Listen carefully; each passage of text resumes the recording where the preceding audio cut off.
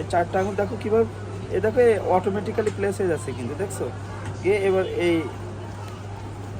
থাম ঢোকাই দিয়ে এই দেখো এই আমরা কিন্তু দেখো এটা কিন্তু বেয়ার হ্যান্ডে এখানে ধরি না, এভাবে রাখি। আর একটা গ্লাভস পরার পরে সেই গ্লাভস হাত দিয়ে আমরা এটা কিন্তু করি, বুঝতে পারছো? আর তুমি শুরুতে এটা হাত দিলে এ কিন্তু এই বেয়ার হ্যান্ডে আনস্টাইল হয়ে যাবে, বুঝতে পারছো? আচ্ছা ঠিক আছে। আলসার এক্সামিনেশনে গ্লাভস কিন্তু শুরুতেই পরি না আমরা, কী বলছি? আলসার এক্সামিনেশনে গ্লাভস লাগে পালপেশনও না, অনলি বেস দেখার জন্য। কি বেস দেখার জন্য? অনলি বেস দেখার জন্য, আর কোনো জায়গায় কিন্তু লাগে না, আর কোথাও কিন্তু তোমার লাগবে না। সাপোজ একটা রুগী এরকম একটা আলসার নিয়ে আসছে, তোমাকে 3 থেকে 4টা কোশ্চেন করতে হবে। এই কোশ্চেনে কিন্তু কোনো পরীক্ষার পার্টগুলো তোমার শিখতে হবে। প্রথমে তোমাকে বলা হলো এক্সামিন দ্য পেশেন্ট, তাহলে তোমাকে রুগীর কাছে যেতে হবে, ইন্ট্রোডিউস ইউর সেলফ। কী বলছি? Introduce yourself. তারপর হচ্ছে পেশেন্টের কনসেন্ট নিতে হবে, বুঝতে পারছো?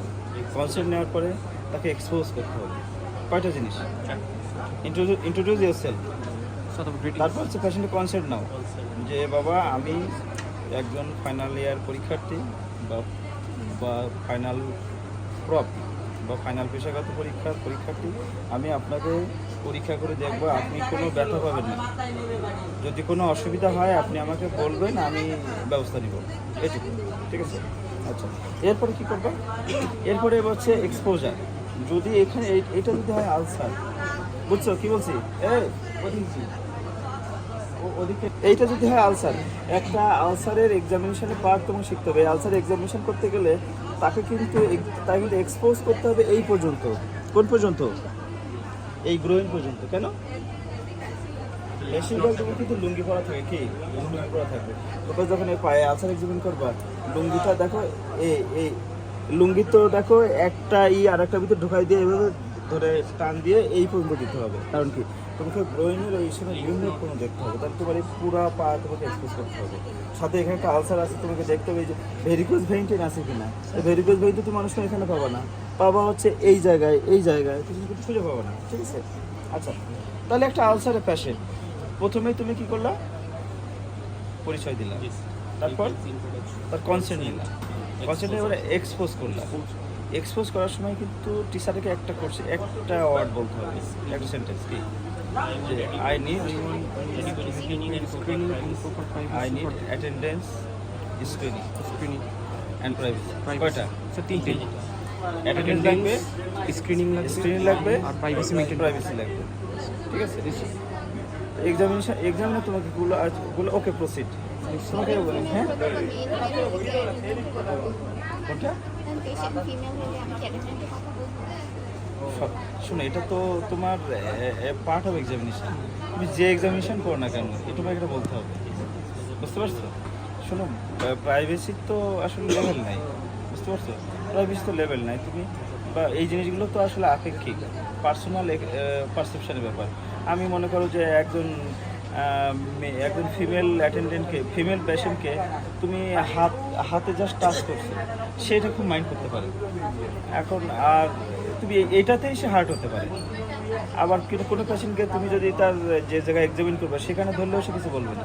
কিছু পেশেন্টকে তুমি কিছু কোশ্চেন জিজ্ঞাসা করবা, কিছু আমরা অনেক ডিজিজে তো অনেক প্রাইভেট কোশ্চেন করি না, ওই প্রাইভেট কোশ্চেনে সে হার্ট হয়ে একটা সিন ক্রিয়েট করবে যে ডাক্তার আমাকে এগুলো কেন জিজ্ঞাসা করছে। তাহলে তোমাকে তো আসলে অ্যাটেন্ডেন্স তো সর্বাবস্থায় লাগবে। কেউ কথায় হার্ট হবে, কেউ সামান্য এক্সপোজারে হার্ট হবে, কেউ এক্সামিনেশনে গিয়ে হার্ট হবে যে আমার এটা কেন করবে, বুঝছো? তাহলে তুমি অ্যাজ এ ডক্টর আসলে অ্যাটেন্ডেন্স দরকার হচ্ছে ডিফারেন্ট ইয়ারসেল। কী বলছি? পেশেন্টের অ্যাসুরেন্স একটা বিষয় আছে। তুমি একটা জিনিস মনে রাখবা, মানুষের মানে মাইন্ড ন্যাচারালি হচ্ছে কিন্তু অপরাধ প্রবণ, বুঝছো? এই জন্য আমরা যারা ফিজিশিয়ান আমরা কখনোই একা রোগী দেখবো না। মেল পেশেন্ট তোমাকে অন্য কোনো ক্লেম করবে, কিন্তু মেল পেশেন্ট তোমাকে আসলে এই যে ডিলিংস নেগোসিয়েশন, টাকা পয়সার বিভিন্ন বিষয় নিয়ে তোমাকে কথা বলতে পারে, বুঝতে পারছো? যে আমাকে এত টাকা চেয়েছে বা আমাকে এই কথা বলেছিল, আমার সাথে আসলে তার সাথে আমার ডাক্তারের সাথে আমার আসলে এই কথাবার্তা হয়েছিল, এখন এটা বলতেছে। এখন তোমাকে এইটা নিয়ে পরে মানুষের কি বললাম, তুমি এক্সামিনেশন শুরু করার আগে তোমাকে পরিচয় দিলাম, কনসেন্ট নিলা, টিচারকে বললা কি sir I need attendance, privacy, screening, ঠিক আছে। তারপর তারপর হচ্ছে স্যার বললে, বেশিরভাগ ক্ষেত্রে বললে কি যে ওকে প্রসিড। তখন তোমার এক্সামিনেশান কিন্তু প্রপার, যেটা বলি আমরা এক্সামিনেশানের আগে কিন্তু এই পার্টগুলো। তাহলে এক্সামিনেশানের শোনো, এক্সামিনেশান কিন্তু বিভিন্ন সেগমেন্ট মার্ক আছে। তো আমরা মানে আমাদের এখানে সেগমেন্ট ফলো করা হয় না, এই ইঞ্জিনিয়ার সাথে মার্ক দেয়। কিন্তু একটা স্ট্যান্ডার্ড পরীক্ষা যখন যাবে, বিসিপিএস এর পরীক্ষাগুলো যাবা, এমসিপিএস, তোমার এমএস বা এফসিএস পরীক্ষা যাবে, দেখবা যে এক্সামিনার হাতে একটা মার্কশিট এবং ক্রুশিয়ার আছে সেগমেন্ট। তোমার এই যে অ্যাপিয়ারেন্স, তুমি ওয়েল ড্রেসড কিনা, বুঝছো, তোমার সব ইকুইপমেন্ট তুমি সাথে নিয়ে আসছো কিনা, পরীক্ষার জন্য যাবতীয় জিনিসপত্র তোমার আছে কিনা, এই যে একটা ওয়েল ড্রেসড হয়ে তুমি অ্যাপিয়ারেন্স, তারপর একটা মার্ক। তারপর তুমি পেশেন্টের গ্রিটিংস কী হচ্ছে, তুমি তাকে সালাম দিচ্ছ কিনা, তাতে একটা মার্ক। তুমি তোমার নিজেকে এক্সপ্লেন করছো কিনা, তার মার্ক। তুমি তার অনুমতি নিচ্ছ কিনা, তাকে এক্সপোজারটা ভালো করে করছো কিনা, যে টিচার আছে তার কাছে তুমি এক্সপোজারের জন্য টিচারের কাছেও বলতেছো কিনা, বা প্রাইভেসি তুমি চাচ্ছ কিনা। প্রত্যেকটা সেগমেন্টে কিন্তু মার্ক আছে। মার্ক পরে এরপরে তুমি যে এক্সামিনেশন শুরু করবে, এইটা হচ্ছে এক্সামিনেশন প্রপার, যেখানে তোমার ইন্সপেকশন আছে, পালপেশন আছে, পারকাশন, অসকালটেশন, 4টা পার্ট। Inspection, percussion, auscultation. এখন এটা মূলত আমাদের অ্যাবডোমেন, চেস্ট, থোরাক্সে আমরা এই জিনিসগুলো ফলো করি। লিম্বে কিন্তু আমাদের কিছু জিনিস এক্সট্রা আছে। এক্সট্রা কি আমরা ওই অসকালটেশন বা পারকাশন লাগে না, কিন্তু এখানে আসলে আরও একটা জিনিস দেখতে হয়। লিম্বের আসলে কি মাসল পাওয়ার দেখতে হয়, জয়েন্টের মুভমেন্ট দেখতে হয়, এই ভাস্কুলার স্ট্যাটাস দেখতে হয়, লিম্ব নোট দেখতে হয়। এই 4টা জিনিস কিন্তু আবার লিম্বে এক্সট্রা, যেটা আবার তোমার ওইখানে নাই। বুঝতে পারছি? এই 4টা জিনিস। অ্যাবডোমিনাল কন্ডিশনে ডিআরই দরকার হয় যদি তুমি ম্যালিগনেন্সি সাসপেক্ট করো। বুঝতে পারছো? ম্যালিগনেন্সি সাসপেক্ট হলে ডিআরই দরকার হয়। এটা এই রুটিন এক্সামিনেশন পার্ট। আরেকটা জিনিস তুমি মনে করবা, যখন অলওয়েজ এক্সপোজ করবা, পেশেন্ট কিন্তু 2 লিম্ব একসাথে এক্সপোজ করতে হবে। কি 2 লিম্ব? তাহলে একটা পেশেন্ট যদি পরে থাকে, কি বলছি, লুঙ্গি পরে থাকে, তাই লুঙ্গির এই যে নিচ থেকে তুলতে হবে, নিচ থেকে তুলে তাকে হাতে দিতে হবে। দিলে সে এইটা দেখো, এই যে এটা টান দিল, তাহলে 2 পা একদম এই পর্যন্ত এক্সপোজ হয়ে যাবে। আমরা এই যে গ্রামে কাঁচা মারা, তাহলে তোমার আলসার একটা পায়ে, একটা লিম্বে, কিন্তু তোমার কিন্তু এক্সপোজ করতে হবে 2 লিম্ব একসাথে। আমার কথা বুঝছো কি বলছি? কারণ তুমি যখন এর টেম্পারেচার টেন্ডারনেস দেখবা, আসলে ইউজুয়ালি নিয়ম হচ্ছে অপোজিট লিম্বের সাথে কম্পেয়ার করা, একই লিম্বের নাকি এই পুরা লিম্ব তোমার আসলে ইনফ্লামড হয়ে থাকতে পারে, বুঝছো? অপোজিট লিম্বের সাথে কী করতে হয়, এটা কম্পেয়ার করতে হয়। বুঝতে পারছো? আচ্ছা, আর তোমরা যারা আন্ডার গ্রাজুয়েট, তোমাদের তো আসলে ইজি পরীক্ষা হয়। তোমাকে এক্সামিন দ্য প্যাশন বললে একটা আনসার দেখাই দিল, কিন্তু পোস্ট গ্রাজুয়েশন পরীক্ষাগুলো কিন্তু আসলে তোমাকে অন্য উপায় কী আছে এটাও বলবে না, তোমার সব দেখতে হবে। তোমাকে বলে এক্সামিন দ্য প্যাশন। এখন কথা হলো এখানে একটা আনসার আছে, এই জায়গায় দেখা গেলো আরেকটা কোনো লেশন আছে, বা আগে একটা অপারেশন নিয়েছিল, সেই অপারেশনে একটা দাগ আছে এখানে, আর তুমি ওগুলো মিস করছো, ওগুলো ফেল হয়ে যায় সাথে সাথে। লাফাচ্ছো কেন? এখন আসলে এক্সামিনেশন প্রপার একটা আলসারের এক্সামিনেশনে আমরা আসলে শুরু করেছি ইন্সপেকশনে সবচেয়ে বেশি পয়েন্ট এখানে কি পালপেশন, কিন্তু পালপেশন কিন্তু খুব কম জিনিস, বুঝছো? ইন্সপেকশনই হচ্ছে সব কিছু আলসারের, বলতে গেলে পরীক্ষা ইন্সপেকশনই সব কিছু। কিন্তু দেখো শোনো, ইন্সপেকশন এই এক্সপোজ করার পরে, এক্সপোজ করতে করতে এবং এক্সামিনেশন শুরু হওয়ার আগ পর্যন্ত পেশেন্টকে কয়েকটা কোশ্চেন জিজ্ঞাসা করতে হয়, 4 থেকে 5টা। প্রথম কোশ্চেন হচ্ছে আপনার আসলে কি সমস্যা। আসলে এটা কি আমরা যেটা বলি, এটা কিন্তু পোস্ট গ্রাজুয়েশনের পরীক্ষার কোশ্চেন, তোমাদের না এটা।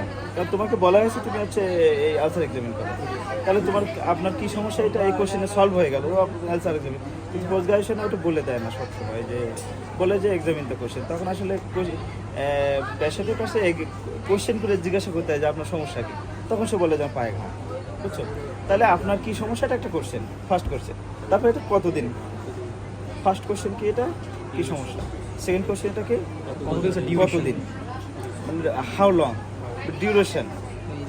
তারপরে হচ্ছে এটা কিভাবে হয়েছিল, মানে এটা কেন হয়েছিল, সে একটা হিস্ট্রি দিবে। এটা হয় স্পন্টেনিয়াস, অথবা ট্রমাটিক, অথবা তার ইনফেক্টিভ, কিছু একটা তো বলবে যে এটা এমনি হয়েছে, আঘাত লেগছে, ট্রমা হয়েছে, বা ইনফেকশন হয়েছিল, খোঁচা লাগছে, বা আমরা বুঝছো, সে একটা কিছু বলবে, তারপর তুমি প্রোগ্রেশন, হ্যাঁ, তারপর তাহলে তুমি প্রথম কোশ্চেন পেলা কি কি সমস্যা, কতদিন ধরে কিভাবে হয়েছিল এটা? তারপর হ্যাঁ এটা কিভাবে হয়েছিল।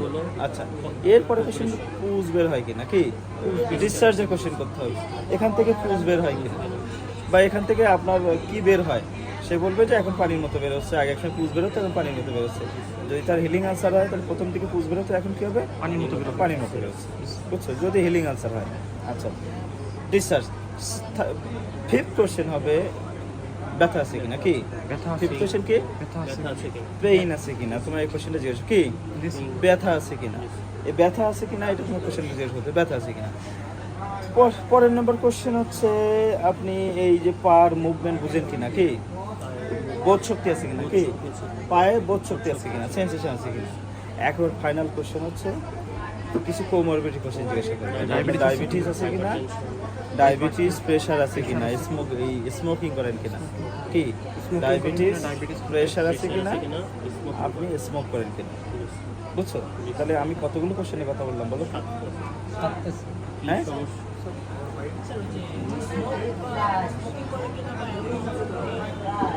অ্যালকোহলের সাথে এর সম্পর্ক নাই, স্মোকের সম্পর্ক নেই।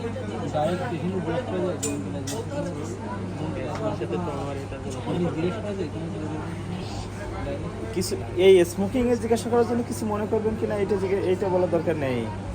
ওই আমরা এক্সপোজার হিস্ট্রি, সেক্সুয়াল হিস্ট্রি নিতে গেলে আমরা তো বলি যে কিছু মনে করেন না। কিছু কিছু ক্ষেত্রে আছে, মনে করো দাড়ি টুকি আছে একদম ইমাম, তাকে তুমি অ্যালকোহলের হিস্ট্রি নিবা, তাহলে তো তোমার অনেক সতর্কতার সাথে নিতে হবে। কিন্তু এই যে ইয়ো কই সেটা কই, সে শয়তান কই, সেটা কই, সেটা কই পাইকাসের শয়তান কই, ওর নাম কি যেন সে নরোত্তম কই, সে ঠিক আছে। আচ্ছা তাহলে বল, তুই বল কি কোশ্চেন করবি, বল তোর নাম কি বল। এই তোরা জানিস পান খাই যে আমরা যে সুপারি ব্যবহার করি, সুপারিকে অ্যাকচুয়ালি কি বলে বলতো, সুপারি ইংরেজিতে কি বলে, বেটেল নাট, বাদাম, নাট। সারা পৃথিবীতে সবচেয়ে বেশি ওরাল ক্যান্সার কাদের বলতো, কোন দেশে, তাইওয়ান কাদের, তাইওয়ানের জাতীয় ফল এই সুপারি, তাইওয়ানে সব মানুষ এই খায়, আর সারা পৃথিবীর অর্ধেক এই ওরাল ক্যান্সার তাইওয়ানে, বুঝতে পারছো। সুপারি খারাপ জিনিস, সুপারি কিন্তু দুটা জিনিস, সুপারি কিন্তু নেশা উদ্রেক করে। সুপারি খাইছিস মাথা ঘুরবে, সুপারি খাইস না তোরা, মাথা ঘুরবে না, অনেকের বমি হয়ে যায়। গাঁজা খাইলে মানুষের যেমন মাথা ঘুরে বমি হয়, সুপারি খাইলে একই জিনিস হয়, জানিস কিনা। মানুষ বিড়ি খাইলে, অ্যালকোহল খাইলে যেমন ওইটা না খাইলে একটা সময় বাঁচে না, ওটা না খাইলে একটা উইথড্রয়াল ইফেক্ট হয়, তো সুপারি বাদ দিলে একই জিনিস হবে, বুঝতে পারছিস। তাহলে সুপারিতে নেশা করে, এটা নেশা দ্রব্য, অ্যাকচুয়ালি এটা নেশা দ্রব্য। এখন আমাদের দেশের মানুষ বোঝে না, বিড়ি খাওয়াকে খুব কুখ্যাত জায়গায় মনে করে। আচ্ছা বিড়ি তো একই তামাক, তুই হচ্ছে মানুষ ইনহেল করতেছে আবার ছেড়ে দিচ্ছে, একই তামাক তুই চাবাই গিলে ফেলতেছিস এবং শরীরে সে ডাইজেস্ট হচ্ছে, বল কোনটা খারাপ বেশি। আমরা যে মানুষের স্টেরয়েড দিই, যার স্টেরয়েড কন্ট্রাইন্ডিকেটেড, তারও কিন্তু ইনহেলের স্টেরয়েড দিলে কিছু হয় না, কারণ কি ইনহেলেশনে স্টেরয়েড শরীরে বেশি ঢোকে না, সামান্য ঢোকে।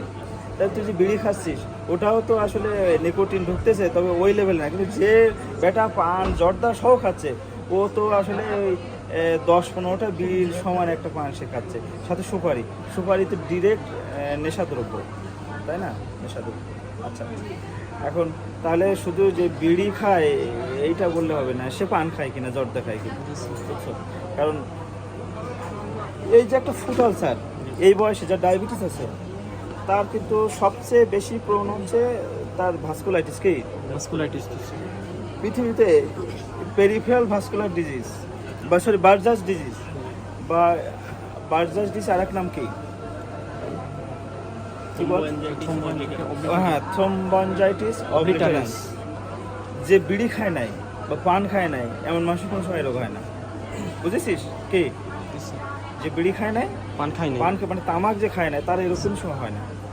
তাহলে এই যে বার্জাস ডিজিজ, এই যে মানুষের আমরা সিরিয়ালে পা কাটি, এর এখানে একটা আঙুল কাটা পড়ছে, এটা পা কাটা পড়ে, দেখো আমরা অনেক রোগী দেখো সিরিয়ালে কাটতে থাকি, এটা হচ্ছে বার্জাস ডিজিজ। এ কিন্তু খুব খারাপ জিনিস, এটা শুধুমাত্র তামাকখোরদের হয়, এটা বুঝতে পারছো? তাহলে তুমি শুধু তো পান খাইলে তুমি শুধু বিড়ির স্টে নিলে হবে না। লোক মনে করো যে হাক্কানি আলেম, বিড়ির কথা জিজ্ঞাসা করা যাবে না, করলে তো মারবে, কিন্তু সে তো জর্দা খায়, পান খায়, তো আসলে একটা পান তো 10-15 বিড়ির সমান, সে তো খাচ্ছে। আচ্ছা, মানে তুমি এই কোশ্চেনগুলো করলা, করার পরে ইন্সপেকশন আমি কি দেখবা? এস দিয়ে 4-5টা দেখো। সাইড কোথায়? Side, shape, surrounding skin colour, 4টা হচ্ছে এস দিয়ে।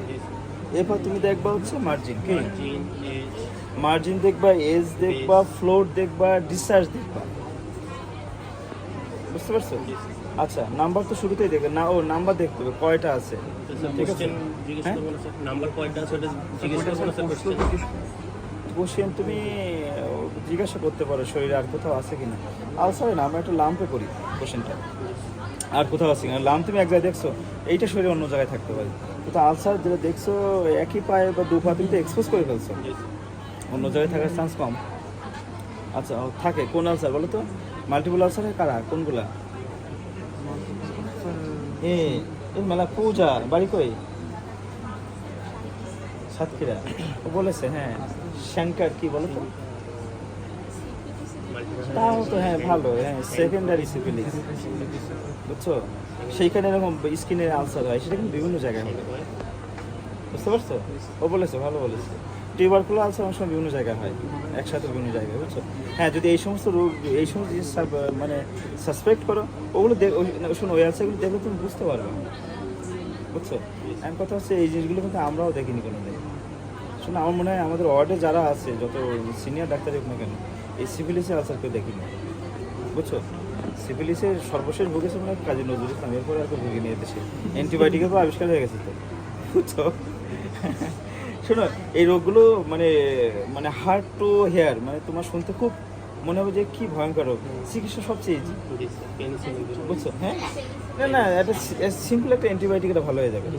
এই এমন না অনেক খারাপ কিছু লাগবে। শোনো, সিফিলিস না আমরা সিফিলিস তো ইদানিং হয় না, গনোরিয়া তো জানো, ডিপ্লোকক্কাই দিয়ে হয়, নাইসেরিয়া গনোরিয়া, এরও চিকিৎসা কিন্তু খুবই সিম্পল, কিন্তু দেখবো অনেক সময় ডাক্তাররা পেনিসিলিন দেয় ইঞ্জেকশন 12 লাখ ইউনিট। হ্যাঁ, কেন বলো তো? তুমি আমার এক স্যারকে মিটফোর্ড এক স্যারকে দিয়েছিল, জিজ্ঞেস করি এটা কেন দেওয়া হয়েছে, মানে পেনিসিলিন তো ফার্স্ট জেনারেশন, তা সে তো আরও অনেক ভালো ভালো অ্যান্টিবায়োটিক আবিষ্কার হয়েছে এখন, অনেক জেনারেশন, আরও অনেক ভালো অ্যান্টিবায়োটিক, তাহলে আমার পেনিসিলিন কেন ইউজ করবো? আসলে পেনিসিলিনটা একটা সাজা, কি এটা একটা পানিশমেন্ট। পেনিসিলিন কিন্তু আসলে আইএম দিতে হয় 12 লাখ ইউনিট, কিন্তু এই এত বড় সিরিঞ্জে, হ্যাঁ, তোমার হচ্ছে আইএম দিতে হয়, এবং মানে এক্সট্রিমলি পেইনফুল একটা প্রসিডিউর। তো এই যে তোমার দিনে 2বার বা 3বার দেবে একটা মানুষের 7 দিন, আসলে ওর সারা জীবনের শিক্ষা হয়ে যায়।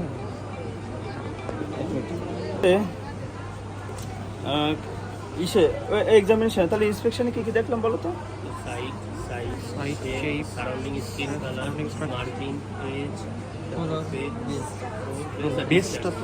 বেসটা তো ধরতে হবে, বেসটা ক্যালকুলেশনে ধরতে হবে। বেসটা হচ্ছে তোমার, হ্যাঁ,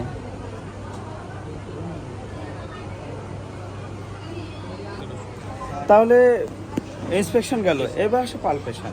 পালপেশনে কিন্তু আমরা শুরুতে দেখি কি অ্যাপ্রক্সিমেট, এইবার তোমার হচ্ছে ইন্সপেকশন কি স্যার লেভেলে যে দেখতে হবে? ইন্সপেকশন তো আসলে অলওয়েজ তোমার বেডের লেভেলে দেখতে হবে, তোমাকে বসে দেখতে হবে, এই দিক দিয়ে দেখতে হবে, আবার এই দিক দিয়ে দেখতে হবে, দুইটা লাইন। স্যার ওই সময় যদি স্যার দেখা না যায়, স্যার আমি কিছু কাজ করতে পারবো, অনেকে হাত দিয়ে উঁচু করা বা এরকম করা যায়, অনেকে স্যার পালপেশনের আগে হাত দেওয়া হবে। পালপেশন আগে আসলে হাত দেওয়ার নিয়ম নাই, বুঝছো? ঘাড়ে মাথায় অনেক সময় নিয়ম আছে, মাথায় অনেক সময় এখানে দেখতে পাচ্ছ না, এভাবে অনেক সময় দেখা হয়, ঠিক আছে? এটা আসলে ইসে নাই। আচ্ছা, এবার তো পালপেশন তো আমরা জানি গোল্ডেন রুল, শুরুতেই টেম্পারেচার প্রথমে নর্মাল, দেন অ্যাবনর্মাল, দেন আবার নর্মাল, ঠিক আছে? আচ্ছা, টেন্ডারনেসটা কিন্তু আমরা রুগীরা বলি না, আমরা এরকম হাত দিই আর তাকাই যে he or she is getting pain or not, ঠিক আছে? আচ্ছা, এটা টেম্পারেচার দেখলাম, টেন্ডারনেস দেখলাম। আচ্ছা, এরপর আমরা কী করি, এই যে বেসটা ফিল করি, কি এই বেসটা ফিল করি either it is fixed integrated or not. এটা এই স্ট্রাকচার এই আন্ডারলাইন যে স্ট্রাকচার এর সাথে ফিক্সড কিনা, ম্যালিগন্যান্ট আলসারগুলো একদম ফিক্সড, আমরা ফিক্সড কিনা দেখি, বুঝছো। আর যে গ্লাস ফ্লোরে আমরা ওই যে ফ্লোরে আমরা হাত দিয়ে দেখি ওর আসলে ওর কনসিস্টেন্সিটা আমরা ইনডিউরেটেড কিনা, ওই ফ্লোরটা ওর সাথে একেবারে ইনডিউরেট কিনা, কনসিস্টেন্সি আর ডিসচার্জটা কেমন, আমরা এইগুলো দেখার চেষ্টা করি। এরপরে হ্যাঁ, যখন তোমার তুমি এর ভিতরে যখন হাত দেবে এরপরে কিন্তু আমার গ্লাভস খুলে ফেলবে, আর তুমি যখন আনসারটা হাত নিতে পারো দেখার পরে এবার হ্যাঁ এরপরে তুমি হ্যাঁ সাইজ তুমি টেন্ডারনেস তো স্যার হাত দিয়ে গ্লাভস ছাড়া দেখতে। হ্যাঁ তুমি ভালো বলছো, তুমি হচ্ছে টেম্পারেচার টেন্ডারনেস দেখবে হাত দিয়ে, ইভেন তুমি এই যে বেসটাও দেখবে হচ্ছে হাত দিয়ে, ফিক্সিটি দেখবা। তারপর তুমি গ্লাভস করবে হচ্ছে ফ্লোরে আঙুল দেওয়ার জন্য, আবার গ্লাভস খুলে ফেলে এবার তোমার কয়েকটা জিনিস দেখতে হবে। সেটা হচ্ছে কি তোমাকে কটনে পিন রাখতে হবে, কটনে পিন। এবং এইটা কিন্তু পরীক্ষা করার আগে এটা কিন্তু ইনস্ট্রাকশন দিতে হয় রুগীর একদম রুগী আগে দেখবে, দেখেন চাচা দেখেন আপনি বুঝেন কিনা, হ্যাঁ ঠিক আছে। এবার চোখ বন্ধ করে এখানে ধরতে হবে, আপনি বুঝেন কিনা। প্রথমে ফাইন টাচ, তারপর কুড টাচ সেন্সেশন, তারপর হচ্ছে পজিশন সেন্স, ঠিক আছে। যদি এই লিম্ব তো নাই, যে পাশের লিম্ব আছে বা এই লিম্ব আছে, পাশের লিম্ব, চাচা চোখ বন্ধ করবে, দেখো এটা উপর, এটা নিচে, এটা উপর, এটা নিচে, সে এই পজিশন সেন্স বুঝে কিনা, বুঝতে পারছো। আচ্ছা, এই পরীক্ষার পরে তোমার কি দেখবা, এই রিজিওনাল পালস। শুরুতে তুমি যেহেতু এখানে আলসার, আর্টিরিয়াল ডরসালিস পেডিস দেখবা। আর্টিরিয়াল ডরসালিস পেডিস দেখা কিন্তু সবাই ভুল করে, এটা কিন্তু কোশ্চেন দেখো। আর্টারিয়া ডরসালিস পেডিস দেখার সময় অলওয়েজ কিন্তু কি এক হাতেই, কি বলছি, এক হাত দিয়ে এটা সাপোর্ট, বুঝতে পারছো। এইটা না দিলে কিন্তু হবেই না, তোমার এক হাত দিয়ে এটা সাপোর্ট দিতে হবে। সাপোর্ট দিয়ে এই যে দেখো এই এক্সটেন্সার হ্যালোসিস লঙ্গাস, ঠিক আছে, এই হ্যালোসিস লঙ্গাসের এই যে ল্যাটারালি তুমি এখানেই পাবা হচ্ছে কি এই ল্যাটারালি স্পেস, এই স্পেস তুমি করে আসবা, ট্রেস করে আসবা, এই মানে proximal part of the first intermetatarsal joint, ঠিক আছে। এই স্পেস থেকে আসবা, এসে এখানে তুমি পাবা পাস দেখবা, ঠিক আছে। এই পাস যদি তুমি পাও তাহলে উপরে কোনো পালসও দেখার দরকার নেই, ঠিক আছে। এই পাস যদি পাও উপরে কোনো পাস দেখার দরকার নেই। এই পাস যদি না পাও তাহলে তুমি পপলিটার ল্যাটারি দেখবা, ফিমোরাল ল্যাটারি দেখবা, বুঝতে পারছো।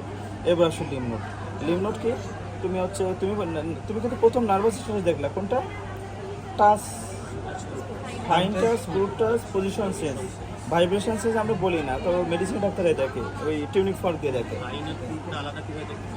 একটা কটন দিয়ে দেখবো, ফাইন টাচ, ক্রুড টাচ হচ্ছে পিন দিয়ে, বুঝতে পারছো। আচ্ছা, তারপরে এবার হচ্ছে তুমি ভাস্কুলার স্ট্যাটাস দেখলে, এবার হচ্ছে নার্ভাস স্ট্যাটাস কি, এবার হচ্ছে নার্ভাস তুমি ওই নার্ভাস দেখছো। এবার হচ্ছে লিম্ব নোট প্রথমে দেখবো হচ্ছে পপলিটিয়াল, তুমি দেখতে পারো তো, শোনো, পা ভাঁজ করে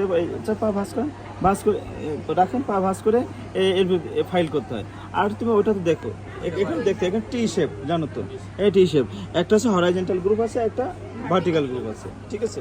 আচ্ছা, এখানে একটা জিনিস আছে, তুমি যখন ভেসেল দেখবা, হ্যাঁ দুই পায়ে একসাথে দেখতে হবে। তুমি যখন পালস দেখবা কি দু পায়ে একসাথে দেখবে, যে এ পায়েও ঠিক আছে কিনা পালস, বুঝতে পারছো। আচ্ছা, আমরা ওই নার্ভাস এক্সামিনেশন বা লিম্ব নোট যে পায়ে এফেক্টেড না সেটা আমরা বলি না, কিন্তু একটা ভেসেলটা তুমি দেখবা, কি বলছো, কিছু না। এরপরে তোমাকে কিন্তু কিছু ক্রস কোশ্চেন জিজ্ঞাসা করা হবে, বুঝছো, যে এখানে কি স্যার জয়েন্টের মুভমেন্ট দেখবে, চাইছেন যে জয়েন্টটা আছে স্যার অ্যাঙ্কেল জয়েন্ট, ওটার মুভমেন্টটা কি স্যার তা তো দেখতে পারো তুমি, এটা স্টিপ কিনা সেটা দেখতে পারো। জয়েন্ট মানে মুভমেন্ট, জয়েন্টের মুভমেন্ট আমরা আলসারে আমরা অন্য ক্ষেত্রে, শোনো, এই ইসে মাসকুলো স্কেলেটাল সিস্টেম এক্সামিনেশান, যেটা সার্জারি না, এটা মূলত মেডিসিনের ডাক্তাররা করে, বুঝছো। বিভিন্ন নার্ভাস রোগে, বিভিন্ন নার্ভাস সিস্টেমের বিভিন্ন অটোইমিউন ডিজিজে ওরা দেখে, বুঝছো। সেটা দেখবো অনেকগুলো টার্ম আছে তোমরা শিখেছো, হ্যাঁ, ওই যে ক্লোনাস নাম শুনেছো, তারপর হচ্ছে বিভিন্ন রিফ্লেক্স দেখা, জার্ক দেখা, পাওয়ার দেখা, এই জয়েন্ট মুভমেন্ট, এগুলো আসলে কিন্তু আমরা সার্জারিতে আমরা এত প্র্যাকটিস করি না এগুলো, বুঝছো। এগুলো মেডিসিনের ডাক্তাররা ওসব না দেখলে অনেক মাইন্ড করবে, কিন্তু আমাদের ডাক্তাররা মাইন্ড করে না। ইভেন তুমি যদি ওই টাচ সেন্সেশন না দেখো তবুও মাইন্ড করবে না, কিন্তু লিম্ব নোট আর পালস না দেখলে কিন্তু খবর আছে, কি বলছি। হ্যাঁ, লিম্ফ নোডটা স্যার এখানে তো স্যার লুঙ্গি এরকম ভাঁজ করা থাকবে স্যার, ওটার উপর দিয়ে পালপেট করবো নাকি স্যার আরও উঠাতে হবে? তুমি লিম্ব নোট পালপে নিয়ম হচ্ছে বেয়ার হ্যান্ডে দেখা, মানে বেয়ার হ্যান্ড মানে কি তোমার স্কিনে দেখা, তুমি কাপড়ের উপর দিয়ে বোঝা যায় না, বুঝছো? আচ্ছা, আরো লুঙ্গিটা উঠাতে বলবো, হ্যাঁ, আরো উঠাতে বলবো লুঙ্গিটা। আচ্ছা ঠিকঠাক মতো কাঁচা দিলে, কাঁচা ওই যদি এদের স্টাইলে দেয়, ওই যে আফ্রিকার ওই যে এক ধরনের ওই যে ওটা কি বলে হাসদা উপজাতিদের, ওদের ভিডিওটি দেখো, হাসদা দেখুনি, আসছি গিয়ে দেখবো হাসদা উপজাতি, দেখবো ওরা প্রায় আদিম যুগে আছে, হ্যাঁ, প্রায় কাঁচা খায়, মানে দেখবা ওরা ওই ওরা যে ওরা খায় বেশি খাবার খায় আছে বেবুন, লেবুন তো ছিল, বানর খায় বেশি ওরা, দেখবো বানর ওই চুরি করে ওই নাড়ি ভুড়ি ওই শুধু পানিতে সিদ্ধ করেছে, সে নাড়ি ভুড়ি থেকে পায়খানা দেখো বলছে, ওরা সে পায়খানা মিল্কিং করে ওই সেই কাঁচা নাড়ি চাবাই খাচ্ছে, তা দেখলে আর এগুলো খাওয়ার ইচ্ছা তোমার উদা হয়ে যাবে মন থেকে, বুঝছো? তা হ্যাঁ, তো ওরা যে স্টাইলে কাঁচা দেয় ওই স্টাইলে কাঁচা দিলে তোমার ও সব দেখা যাবে, বুঝছো?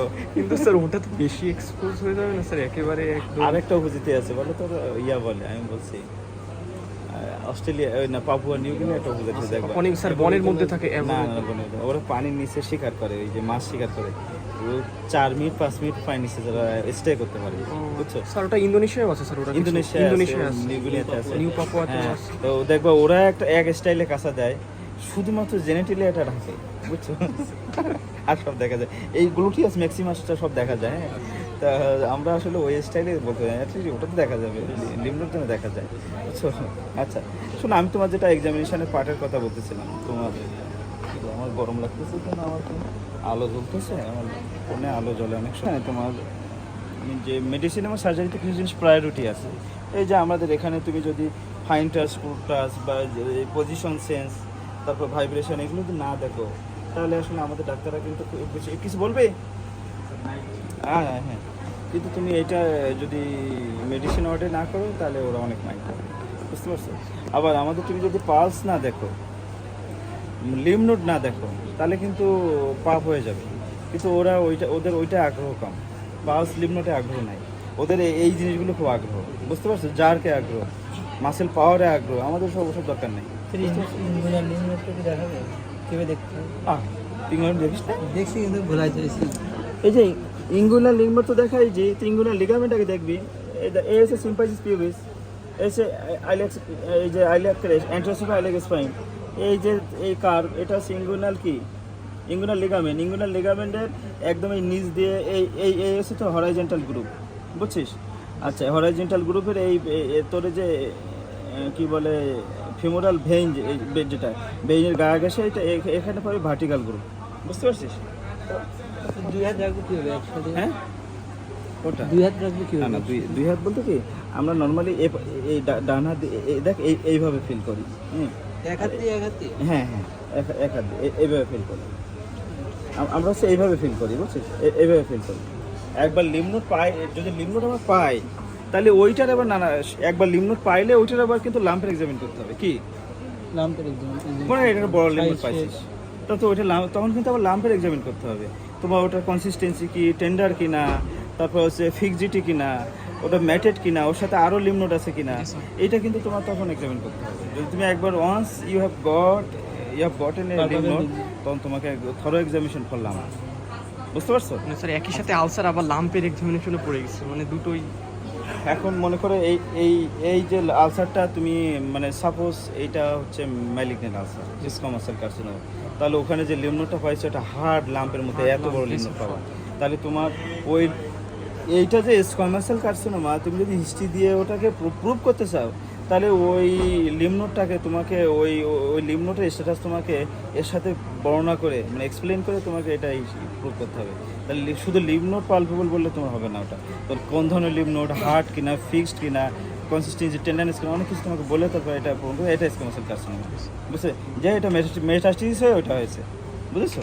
আচ্ছা দেখো, এটা একটা আলসার এক্সামিনেশনে কিন্তু এই পয়েন্টগুলো এখন মানে প্রশ্ন হচ্ছে, তোমাকে এই পয়েন্টগুলা টাচ করে এক্সামিনেশন করতে হবে কিন্তু 2 মিনিটে। কত মিনিট? 2 মিনিটে। তোমার একটা কেসে 5 মিনিটস টাইম, তোমার 2 মিনিট টাইম হচ্ছে এক্সামিনেশন করা, 1 মিনিট টাইম হচ্ছে ইন্টারপ্রিটেশন করা, মানে তুমি যা পেয়েছো সেটা বলার টাইম কত? 1 মিনিট, আর 2 মিনিট তুমি হচ্ছে টিচারদের কোশ্চেন অ্যান্সার। বুঝতে পারছি?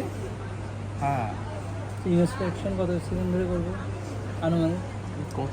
এখন তুই যদি ইন্সপেকশন তো 5 সেকেন্ডে হয়ে যাওয়ার কথা, তুই এই দেখলি এই দেখলে ইন্সপেকশন হয়ে গেল। এখন শোন, তো যদি পয়েন্ট মনে না থাকে তো তুই 10 মিনিট দাঁড়িয়ে থাকেও তুই মনে হারাবি, সারফেস, সাইজ, মার্জিন, তুই যদি এই মনে মনে করতে থাকিস, কিন্তু তোর যখন অভ্যাস হবে তখন আসলে এটা কোনো বিষয় না, বুঝতে পারছিস? আচ্ছা, টিচাররা কিছু কোশ্চেন করবে, কোশ্চেনগুলো অ্যান্সার জানতে হবে, যে হ্যাঁ আনসারের ডেফিনেশন জিজ্ঞাসা করবে, এটা কোন ধরনের আলসার, আলসারের ক্লাসিফিকেশান জিজ্ঞাসা করবে, আলসারের স্টেজ জিজ্ঞাসা করবে, আলসারের ক্লাসিফিকেশানে বিশেষ করে ম্যালিগন্যাল আলসার কী আছে জিজ্ঞাসা করবে, বুঝছো? আচ্ছা, তোমার basal cell, squamous cell carcinoma, basal cell carcinoma, malignant melanoma, আর মার্জরিন আলসার। মার্জরিন আলসার তো জানো কি? ওল্ড স্কারে হয় ওল্ড স্যার, স্কারে যে স্কোয়ামাস সেল কার্সিনোমা, এটা মার্জরিন আলসার। আচ্ছা, বেজাল সেল কার্সিনোমা আর এক নম্বর হচ্ছে রোডেন্ট আলসার। এই যে তোমার অ্যাঙ্গেল, এই অ্যাঙ্গেলের উপরে হয়, ইউজুয়ালি সান এক্সপোজার এরিয়াতে হয়, আলট্রাভায়োলেট রের দিয়ে হয় এটা, ঠিক আছে? হোয়াইট পিপুলের বেশি হয়, ব্ল্যাক পিপুলের এটা কি হয়, কম হয়। এর basal cell carcinoma extremely rare to metastasis, এটা খুব সাধারণত মেটাস্টাসিস হয় না কি?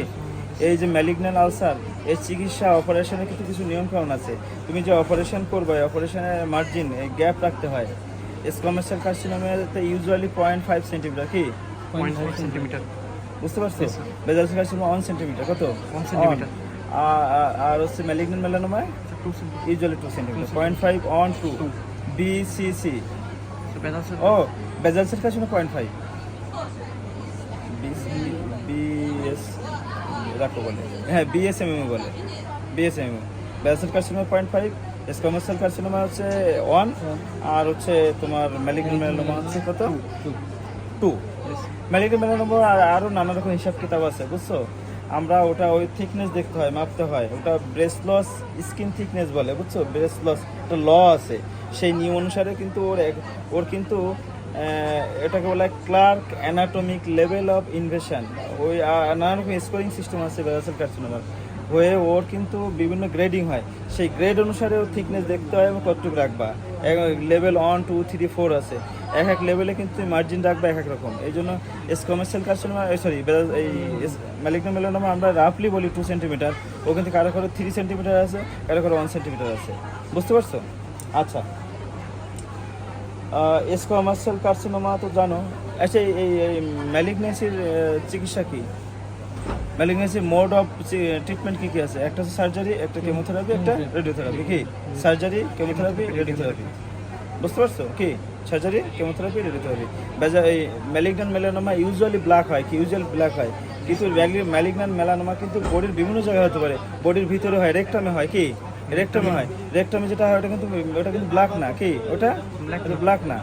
ব্রেনে হয়, কিন্তু রেটিনাতে হয়, যেখানে যেখানে পিগমেন্টেশন আছে, হ্যাঁ, এই যে চোখের রেটিনাতে হয় ম্যালিগন্যাল মেলানোমা, এইগুলো কিন্তু ব্ল্যাক না, বুঝছো? ম্যালিগন্যাল মেলানোমা ইউজুয়ালি ওল্ড মোল, মানে শরীরে বড় মোল থেকে হয়, বুঝছো?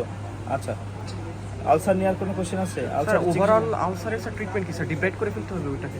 যদি তোমার যে আলসার দিবে, তুমি তোমার যদি বলে যে ট্রিটমেন্ট কি, বুঝছো? ট্রিটমেন্ট কি, তো বলবো যে আফটার প্রপার ইভালুয়েশন, কি after proper evaluation and relevant investigation. যে কোনো মানুষ, যে কোনো ইনভেস্টিগেশন কি করব স্যার, মানে স্যার ওভারঅল ইনভেস্টিগেশন দেখো, এর স্যার আরবিএস করব। হ্যাঁ, এর তুমি আরবিএস করবা, জি স্যার। তারপর হচ্ছে এক্সরে অফ দ্য লোকাল পেট করবো, তোমার লোকাল পার্ট, যে ওর স্টোমাইলাইটিস আছে কিনা এটা দেখতে হবে। তারপর তুমি সিবিসি করবা, ওর অ্যানিমিয়া আছে কিনা, আর হচ্ছে পাস কালচার করতে হবে।